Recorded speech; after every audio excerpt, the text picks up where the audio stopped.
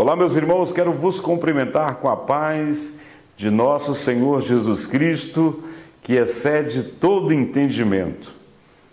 Que esta paz possa superabundar sobre todas as famílias do Paraná, do Brasil e do mundo. Que Deus em Cristo vos abençoe poderosamente. Hoje nós vamos falar um pouco a respeito do missionário que há em mim, desenvolvendo o missionário que há em mim. Nós vamos utilizar o texto de 1 Pedro, capítulo 2 e o versículo 9. Gostaria que você acompanhasse aí na sua Bíblia conosco, aonde diz assim a palavra do Senhor: Vós, porém, sois raça eleita, sacerdócio real, nação santa, povo de propriedade exclusiva de Deus, a fim de proclamardes as virtudes daquele que vos chamou das trevas para a sua maravilhosa luz. Vós, sim, que antes não éreis povo, mas agora sois povo de Deus, que não tinhais alcançado misericórdia, mas agora alcançastes misericórdia.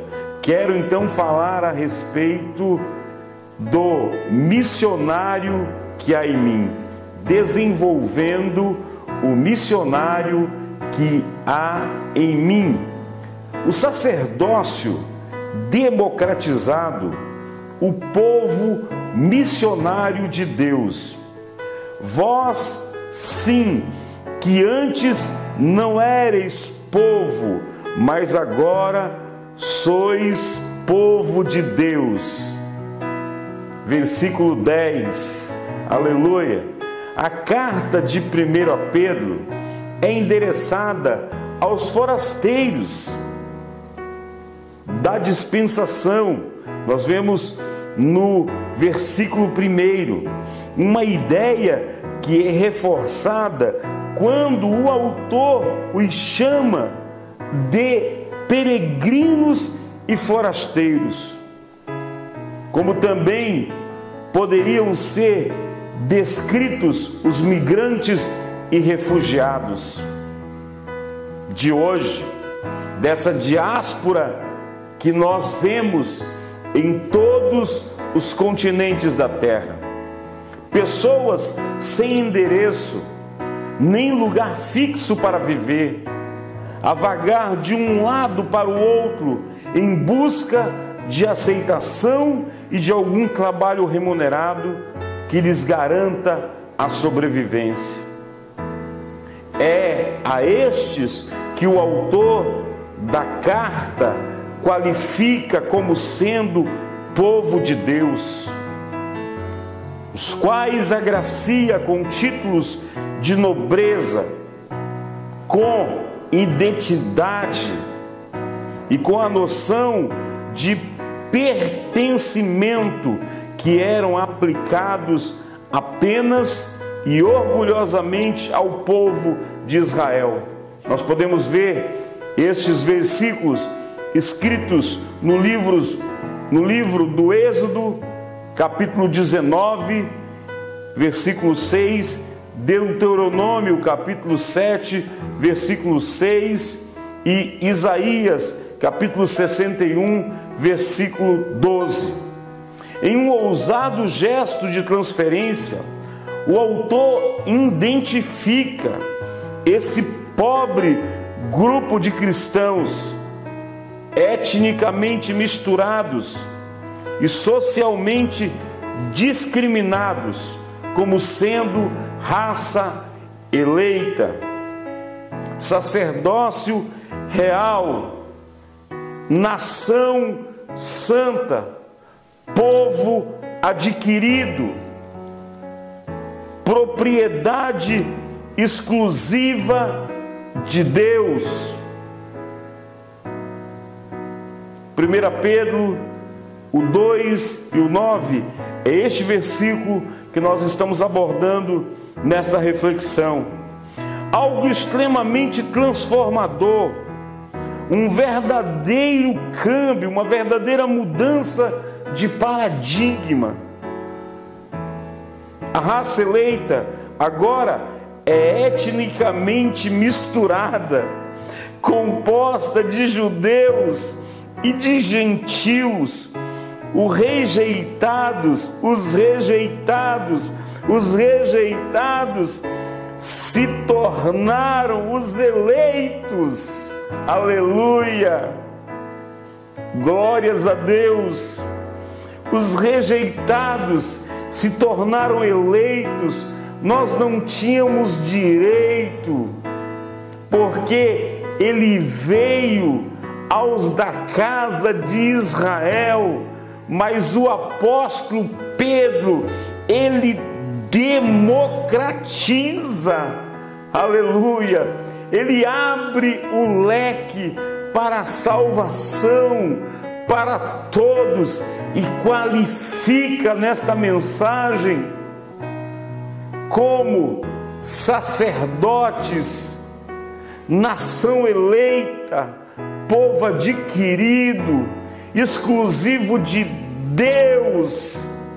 Portanto, o Senhor veio para os judeus, mas eles o rejeitaram e nós fomos co-herdeiros desta promessa. Portanto, Deus não é Deus exclusivo de uma casta religiosa.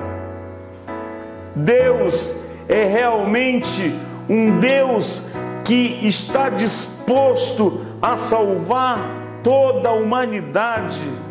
É muito importante nós focarmos neste dilema em que vivemos, aonde castas querem ser privilegiadas diante dessa tão grande salvação. Mas é muito importante nós observarmos neste texto que o apóstolo Pedro faz questão de dizer que agora judeus e gentios são povos exclusivos de Deus, povos misturados. Aleluias! Prosseguindo, o apóstolo Paulo, em 1 Coríntios, também atesta isso ao dizer que Deus escolheu as coisas loucas, fracas, os humildes e as desprezadas do mundo para manifestar a profundidade e a inclusividade da salvação. Nós encontramos esse texto em 1 Coríntios, capítulo 1, versículo 27 e versículo 28. O sacerdócio foi democratizado, já não é exclusividade de um pequeno grupo de eleitos, nem é exercido apenas em um lugar ou no templo.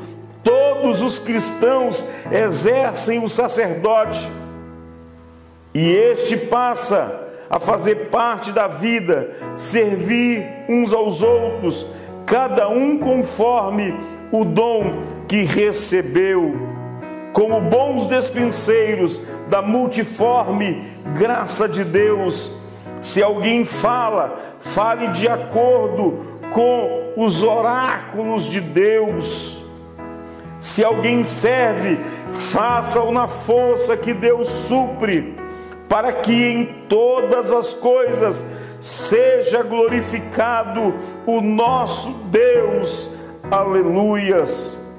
A santa nação, a nação santa, já não tem limites geográficos e está espalhada em todas as nações como está escrito em Apocalipse 5 e Apocalipse 7, onde o apóstolo João vê milhares e milhares e centenas de milhares de nações, tribos, povos e línguas diante do trono. Aleluia! Já não há uma exclusividade.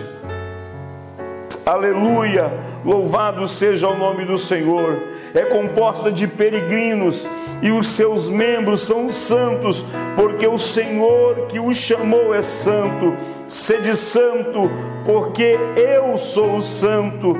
Agora eles são propriedade exclusiva de Deus.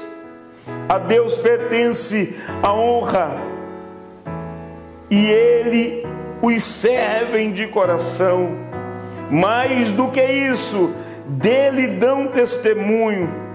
Esse grupo disperso, etnicamente misturado e socialmente desqualificado, passou a ser o povo de Deus.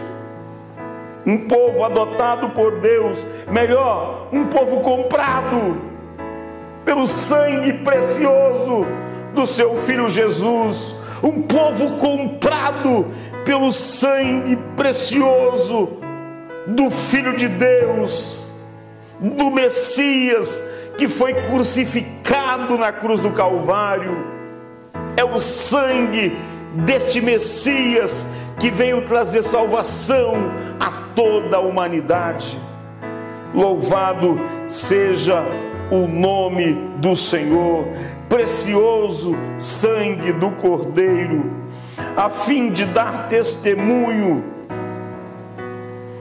de quem é Deus e o que Deus faz em nós e quer fazer por meio de nós. Eles passaram a ser povo de Deus para ser agentes de Deus, agentes de transformação, agentes que levam as boas novas do Evangelho, sendo sal, sendo luz. Louvado seja o nome do Senhor, a fim de proclamardes as virtudes daquele que vos chamou das trevas para a sua maravilhosa luz. O autor da salvação estabelece e elege essa rara comunidade para que ela seja a presença missionária de Deus no mundo inteiro e viva e fale de tal forma que Deus seja conhecido, honrado, adorado e seguido por todas as nações. Há uma democratização do Evangelho. Jesus democratizou o Evangelho quando Ele deu a sua vida na cruz do Calvário, trazendo salvação a todos os homens. O apóstolo São João não teve a capacidade intelectual de quantificar, de medir a imensidão do amor de Deus. E ele diz: Deus amou o mundo de tal maneira que deu o seu Filho unigênito, para que todo aquele que nele crê não pereça, mas tenha a vida eterna. Você, meu amigo, que ainda não faz parte da fileira dos fiéis que servem ao Senhor Jesus, você é o nosso convidado para aceitar o Senhor Jesus como Salvador da sua vida. E quero te trazer uma boa nova, uma boa notícia. Jesus está voltando e vai acontecer o arrebatamento da igreja. Ele está às portas, Ele voltará. Que Deus te abençoe e até ao próximo encontro. Que Deus em Cristo te recompense poderosamente em nome de Jesus.